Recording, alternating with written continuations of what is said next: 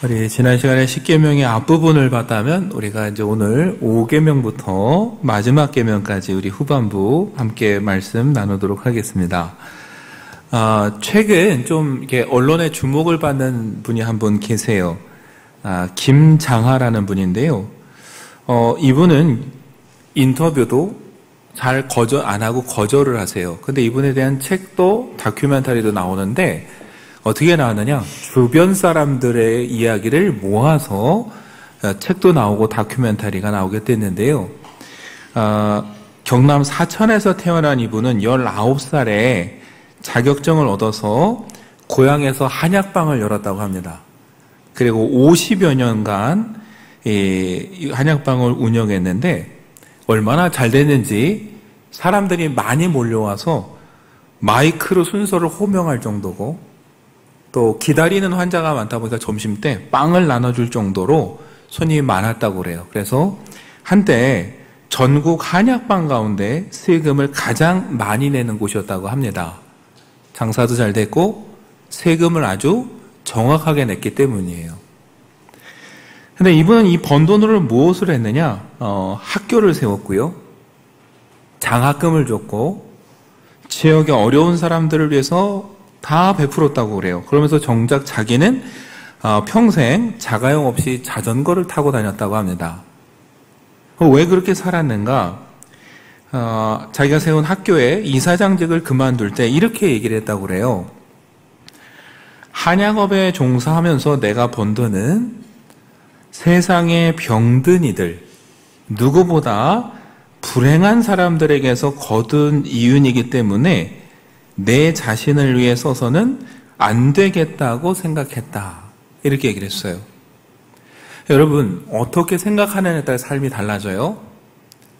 봤지? 내가 얼마나 진료 잘하고 내가 실력이 뛰어난지 봤어? 이게 사람들이 몰려들잖아 하면은 그 돈은 다 누구 거예요? 내 거예요. 나를 위해서 다 쓰는 거예요. 근데 내가 열심히 진료를 하긴 했지만 내가 이 돈을 누구로부터 받았느냐? 아픈 사람. 하필이면 좋은 일이 아니라 힘들어서 찾아온 사람한테 이 돈을 내가 벌었구나 생각하니까 자기를 위해서 못 쓰겠다는 거예요. 그래서 어떻게 해야 돼요? 학교를 세우고 장학금을 주고 그 다음에 어려운 이웃들을 위해서 다 쓰는 거죠. 그분의 장학금을 받은 사람들 중에 유명한 사람들이 나오면서 요즘 이분이 좀 화제가 된 거예요. 그러니까 여러분, 내가 뛰어나서 내가 얻었다 생각하면 다 내 거고 남에게 나눠줄 이유가 하나도 없습니다. 그러나 내가 얻은 것이 내가 열심히 한 것도 있지만 나를 찾아와 준 사람들, 나와 함께한 사람들 덕분에 내가 이것을 얻었다 생각하면은 또 어떻게 됩니까? 그걸 나누게 되는 거예요. 여러분, 사실 우리 신앙인은 빚진 자로서 살아야 됩니다. 하나님의 은혜로 살아가고 나를 이 복음의 길로 인도해준 누군가 덕분에 오늘 여기 있다라는 마음으로 살아가야 되는 사람이 사실은 오늘 저와 여러분이에요. 그렇게 될 때 우리의 삶이 달라지는 겁니다. 바울이 왜 이렇게 복음을 위해서 헌신하며 살았는가? 그 이유가 로마서 1장에 나와요. 로마서 1장 14절에서 바울은 말합니다. 헬라인이나 야만인이나 지혜 있는 자나 어리석은 자에게 다 내가 빚진 자라. 그리스도인들을 그렇게 핍박했으니 빚진 자 맞죠? 그런 자기를 이 복음의 길로 인도해주고 받아준 것도 고맙고 무엇보다 제일 고마운 건 그런 자신을 하나님께서 살려주셨고 사도로 불러주셨다는 거예요. 그래서 바울은 말합니다. 나는 모두에게 다 빚진 자라. 그럼 여러분, 빚진 자의 마음은 어때요? 그 빚을 갚으려고 노력하는 거예요. 그러니까 일생 그 어려움 속에서도 복음을 위해 헌신하고 선교 사역을 일생한 거예요. 그러면서 뭐예요? 자신이 누리지 못하는 건 후회가 없어요. 그래서 뭐라고 말합니까? 나는 일체에 자족하는 비결을 배웠노라. 이 땅에서 내가 비록 누리는 건 없고 가진 건 없지만 나를 위해서 하나님의 의의 면류관이 예배되었다 하면서 나는 그것으로 족하다. 이런 마음으로 살아온 사람이 뭐예요? 바울입니다. 그러니까 사실 그런 바울을 본다면 저도 여러분도 사실은 빚진 자의 마음으로 살아야 돼요. 하나님의 은혜로 내가 이렇게 복음을 알게 돼서 이 자리에 일찍 서게 됐구나. 더 늦기 전에. 내가 이 교회에 왔을 때 오늘 내가 이 정착할 수 있도록 기도해준 권사님 덕분이고, 내가 힘들 때 나를 위해 중보기도해준 누군가의 덕분이고, 모두의 덕분이다라는 빚진 자의 마음으로 여러분 살아가면 그때부터 어떻게 돼요? 모든 사람을 향해서 마음이 열리고 되고 나누게 되고 섬기게 되는 거예요. 근데 내가 잘나서 이루었다라고 생각하면은 하등 남에게 관심을 갖고 베풀 이유가 없습니다. 그 빚진 마음으로 우리는 그 빚을 갚는 거예요. 그래서 구제하고 선교하고 이웃에 대해 관심을 갖는 겁니다. 근데 그 빚진 마음이 사라지면 그 순간 우리 마음속에 어떤 마음이 들어오느냐? 여러분, 탐욕이 들어오기 시작합니다. 내가 잘나서 이루었지 하면서 더 욕심이 생기고 악착같이 부여잡고 나를 위해서는 그렇게 써도요, 남을 위해서 인색한 사람이 되는 거예요. 그래서 여러분 오늘 후반부의 6계명 중에 마지막 17절에 뭐라고 말씀하시죠? 내 이웃의 집을 탐내지 말라. 이렇게 끝나요. 근데 여러분 탐욕이라고 한다면 앞서 하나님은 도둑질하지 말라, 간음하지 말라 말씀하셨어요. 근데 마지막에 하나님은 굳이 탐내지 말라라고 말씀하시면서 끝냅니다. 이유는 하나예요. 빚진 자의 마음이 사라지면 탐욕이 들어오고, 탐욕이 자라나기 시작하면은 모든 죄들이 거기서부터 뻗어나가기 때문이에요. 마지막 여러분 17절에 탐내다라는 말은 어떤 상태냐면 이 히브리어가 어떤 것에 관심을 갖고 시작해서 욕심이 생겨서 이 욕심이 자라나서 이제 뭔가 집착하고 행동으로 가기 직전인 상태예요. 욕심이 우리 안에 자라나서 정말 이제 살짝만 누가 건드려도 죄를 짓기 직전의 상태가 오늘 이 탐내다예요. 그러지 말라는 거예요. 그리고 그걸 계속 방치하면 어떻게 돼요? 죄가 나오기 시작하는 거예요. 살인하고 도둑질하고 간음하게 되는 거죠. 그래서 여러분 하나님은 어쩌면 마지막 결론에 핵심을 말씀하고 있어요. 빚진 자의 마음으로 살고 절대 탐내지 말고 살아라. 그리고 우리에게 하나씩 구체적으로 얘기를 해주세요. 여러분 하나님에 대한 계명이 끝나고 넘어가는 첫 번째가 바로 뭡니까? 12절에 내 부모를 공경하랍니다. 탐욕과 부모님 아무 생각 없는 것 같아요. 상관이 없는 것 같아요.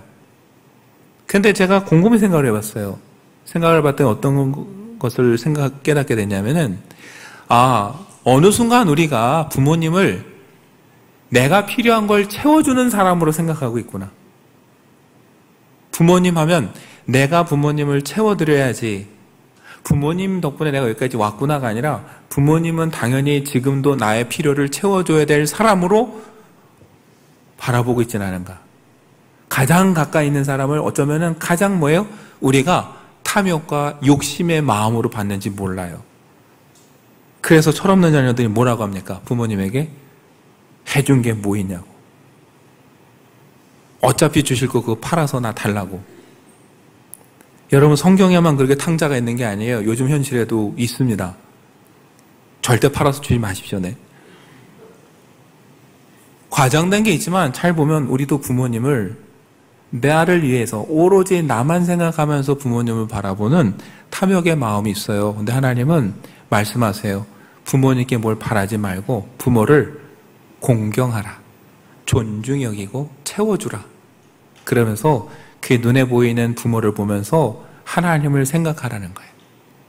그리고 깨달으라는 거예요. 육신의 부모도 하나님에게는 자녀고 하나님의 은혜와 돌봄이 필요한 존재라는 걸. 우리도 깨달을 때가 있습니다. 근데 언제 깨달아요?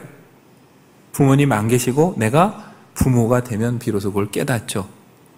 그래서 그 부모에게 갚지 못하는 사랑의 빚을 누구에게 갚습니까? 또 우리 자녀들에게 갚아요. 그 자녀들은 깨닫지 못하고 우리 같은 실수를 똑같이 하고 그들도 부모가 되면 또 마음의 빚을 갖고 그 사랑을 누구에게 줍니까? 또 그들 자녀에게 주면서 사실 부모와 자녀의 관계 보면요. 평생 빚을 갚는 관계인 것 같아요. 내가 갚아드려야 될 부모님은 안 계시지만 그 빚을 내가 우리 자녀에게 갚아주고 또 갚아주고. 여러분, 그런 우리를 향해 하나님은 부모를 공경하라고, 나를 위해 뭘 받아낼 생각하지 말고 존중히 여기라고 말합니다. 그 다음 뭐라고 말씀하세요? 13절에 살인하지 말라 그럽니다. 여러분, 세상의 사람들이 왜 남을 죽입니까? 결국 탐심 때문이에요. 제가 가장 허탈한 게 뭐냐면 가끔 뉴스를 보다가 뭘 강탈하기 위해서 사람을 죽였는데 알고 봤더니 지갑에 있는 몇십만 원을 가져갔더라. 이 뉴스를 보면 제일 허탈해요. 고작 그 몇십만 원 때문에 사람을 죽일까 하는 그 생각. 물론 극단적인 예지만 여러분, 우리의 탐욕 때문에 우리는 또 형제를 죽이기도 합니다.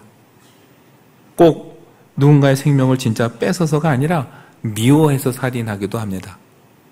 하나님께서 살인하지 말라 할 땐 죽이지 않으면 되는 게 아니에요. 그 말 속에 진정한 의미는 뭡니까? 너도 누군가로부터 빚을 얻쳐서 여기까지 살아왔으니 또 남에게 베풀면서 살라는 거예요. 그러니까 죽어가는 영혼이 있다면 어떻게 하라는 거예요? 살리라는 거예요. 여러분, 제가 누차 강조하는 건 우리가 십계명을 긍정적이고 적극적으로 바꿔야 돼요. 살인하지 말라는 죽이지 않으면 된다가 아니라 죽어가는 사람을 살려야 된다로 바꿔야 되는 거예요. 왜요? 탐욕은 죽이는 거고 하나님의 은혜는 살리는 거예요. 우린 그 은혜의 빚진 자예요. 그러니 사람을 살리는 마음으로 살아가야 되는 거죠. 그 다음 하나님 말씀하셨어요. 14절에 간음하지 말라 그랬습니다. 여러분, 이것처럼 참 질기고 독한 죄가 없어요. 인류 역사에 끊임없이 내려온 죄 중에 하나입니다. 윌리엄 바클레이라는 성서학자가 이렇게 얘기를 했어요. 유대교에서 간음죄보다 더 무서운 죄로 여겼던 죄가 없다. 형벌이 무서웠어요. 그런데 뭐라고 하냐면은 그렇게 무섭게 징계하는데도 간음보다 더 흔한 죄가 없다는 것은 인간성의 역설이다 그랬어요. 간음하면 무섭게 다룰 거라고 했는데 근데 제일 많은 죄가 뭐라고요? 간음이라는 거. 그만큼 여러분 이 유혹이라는 건 무서운 거예요. 근데 한번 생각해 보세요. 결국 간음한다는 거의 핵심은 뭡니까? 사람을 하나님의 형상으로 존귀한 자로 보지 않고 뭐예요? 내 욕심과 욕구를 채우는 상대로 보는 게 간음이에요. 그 예수님이 핵심을 말씀하셨어요. 마태복음 5장 27절에서 또 간음하지 말라 하였다는 것을 너희가 들었으나 나는 너희에게 이르노니 음욕을 품고 여자를 보는 자마다 마음에 이미 간음하였느니라. 여러분, 누군가를 정말 아끼고 소중히 여기는 마음으로 바라봐야지 내 탐욕의 눈으로 보는 순간 그거 자체가 뭐예요? 간음이에요. 여러분, 사람을 탐심으로 오지 마십시오. 하나님의 형상을 닮아 지음받은 고귀한 사람이고 하나님이 사랑하는 영혼이고 내가 전도하고 살려야 될 귀한 영혼으로 우리가 쳐다봐야 되는 거예요. 그런 의미에서 하나님은 간음하지 말라 말씀하세요. 그 다음 뭐라고 하십니까? 15절에 도둑질하지 말라 그러셨어요. 그렇죠. 탐심이 있으면 당연히 남의 걸 훔치려고 합니다. 훔치다 보면 아까 말씀대로 살인도 하고 계속 문제가 발생되는 거죠. 그러니 당연히 남의 것을 훔쳐서는 안 되는 거예요. 근데 여러분, 남의 것을 꼭 직접적으로 가져와야만 훔치는 거냐, 도둑질하는 거냐? 아닙니다. 내가 수고하지 않은 것을 얻으려고 하는 것도 사실은 도둑질이에요. 여러분, 문제 일으키고 몰려다니는 사람들 지칭하는 말 중에 불한당이 있습니다. 뭐라고 그러죠? 꼭 나쁜 짓 하고 떼거지로 다니면 저런 불한당 같은 놈들 그래요. 근데 전에도 한번 제가 바이블 칼릴 때 말씀했는데 여러분, 이 불한당이 찾아보니까 아니 불자에 땀 한자래요. 그러니까 뭐예요? 불한당은 땀 흘리지 않고 뭘 얻으려고 몰려다니는 패거리가 불안당해요. 여러분, 땀 흘리지 않고 얻을 수 있는 게 있습니까? 없어요. 정직하게 일하면 땀 흘리지 않고 얻을 수 있는 건 없어요. 땀 흘리지 않고 얻으려면 남이 해놓은 걸 가져오는 수밖에 없어요. 꼭 물건이 아니라도 남의 수고와 남이 노력해 쌓아놓은 뭔가를 내가 손쉽게 얻으려고 하면은 그것도 하나님 보시기엔 도둑질이에요. 근데 정말 무서운 건 뭐냐면 여러분, 우리가 빚진 자의 마음을 잃어버리고 탐욕이 들어오면 남의 걸 가져오거나 손쉽게 얻으려고 하거나 더 나아가서 제일 마지막에 하나님의 것도 탐하게 되는 거예요. 그런 의미에서 여러분, 아담과 하와를 생각해 보세요. 에덴에 부족한 게 있었습니까? 부족한 게 없었어요. 모든 걸 다 주셨어요. 그런데 사람은 마지막 그 하나에 뭐예요? 욕심이 생겼어요. 저것도 채워서 내가 다 가져야지. 99개에 감사하기보다 하나에 없는 게 집중하는 게 사람이에요. 그래서 뭐예요? 그 선악을 알게 하는 아버의 열매를 먹고 하나님처럼 되고자 하다가 오히려 죄와 죽음을 가져온 게 아담과 하와였어요. 그러니 여러분, 빚진 자로서 자족하며 살지 않고 뭔가 자꾸 탐욕에 빠져서 남의 것을 탐하고 손쉽게 얻으려고 하고 그러다 하나님의 자리까지 넘보게 된다면 그거야말로 심각한 죄라는 걸 우리는 기억해야 됩니다. 그러니 우리는 남의 것을 탐하기보단 뭐예요? 빚진 자로서 나의 것을 어떻게 하면 나누어서 생명을 살릴 수 있을까? 여러분, 우리가 그것을 생각하면서 살아가는 게 믿음의 사람이 살아가는 모습입니다. 몇 년 전 신문에 그런 기사가 있었어요. 미국에 사는 분이 한국에 있는 친구를 통해서 파출소라고 그러죠. 신촌 지구대에 $2,000를 보냈다고 합니다.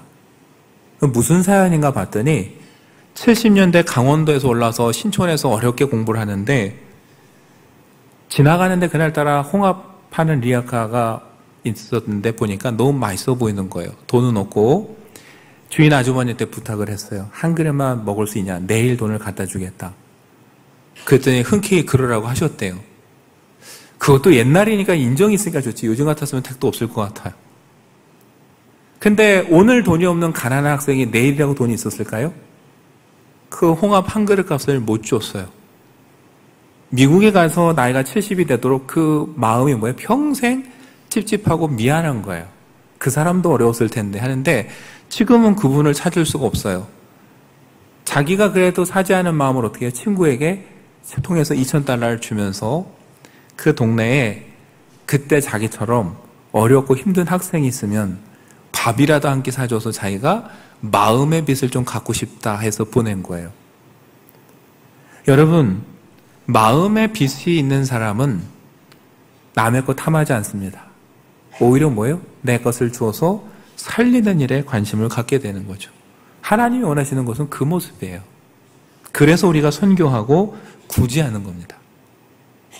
그러니 여러분, 비록 힘들고 어려워도 우리가 남의 것을 탐하고 하나님의 것을 탐하기보단 오히려 감사함으로 자족할 줄 알고 나눌 수 있는 삶이 되면 좋겠어요. 그리고 나서 하나님은 9번째 계명으로 말씀하시죠. 16절에 내 이웃에 대하여 거짓 증거하지 말라.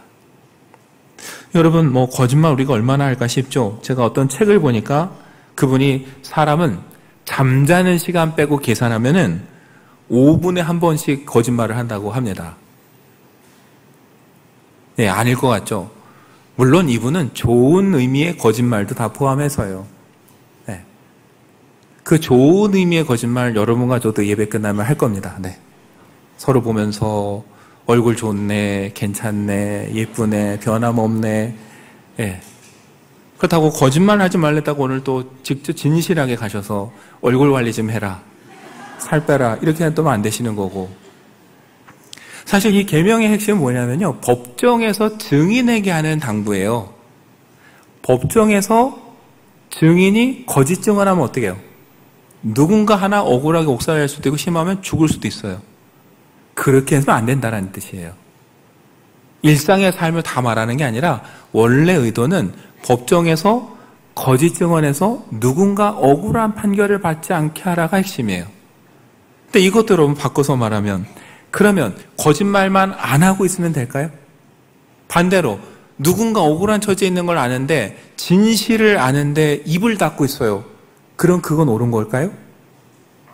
아니에요. 하나님은 그때는 반대로 진실을 말해서 누군가를 살려내야 되는 거예요. 그게 하나님 뜻인 거예요.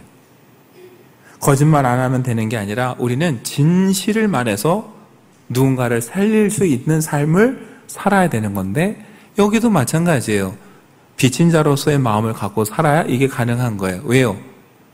저와 여러분의 거짓 증거의 끝은 일상생활이 아니라 실은 어디냐면은 신앙의 영역이기 때문에 그래요. 여러분 한번 생각해 보세요. 세상 앞에서 정말 정직했습니까? 내가 그리스도인이라고 정직하게 드러내고 고백하면서 사셨습니까? 뭐 굳이 묻지 않아서 그냥 굳이 말도 필요도 없어서 그냥 왔어요 라고 하는 게 사실 저와 여러분의 모습이 아닐까요?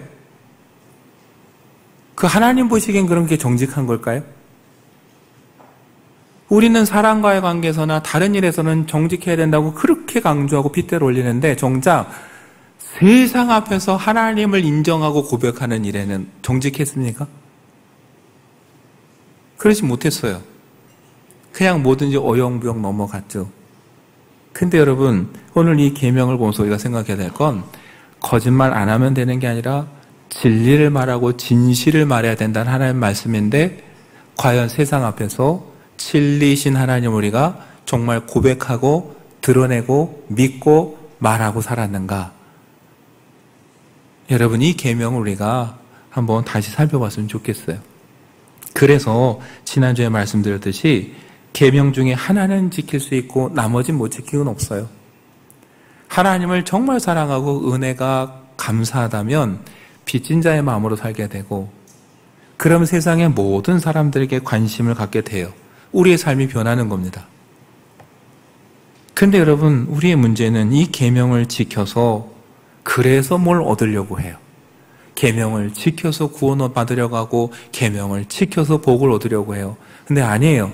이미 주신 은혜가 감사해서 하나님을 사랑하고 이웃을 사랑하고 빚진 자로 살아갈 때 뭐예요?